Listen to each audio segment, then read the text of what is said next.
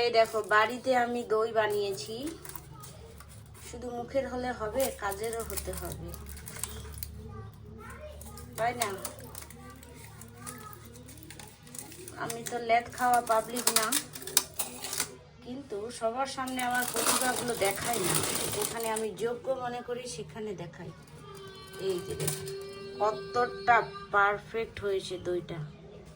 এটা হলো টক দই, এটা আমার হাজবেন্ডের জন্য, কারণ উনি তো আবার মিষ্টি খায় না।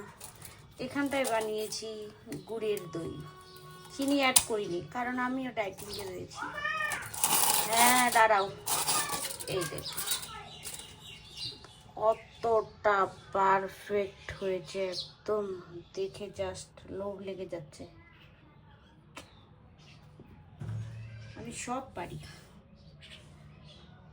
নারী সব পারে, এটা একটা কথা আছে, প্রবাদ আছে, কিন্তু সব নারী সব পারে না।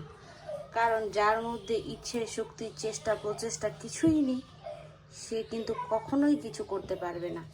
মনের ইচ্ছা, মনের এনার্জি, সেটাকে কাজে লাগাতে হবে।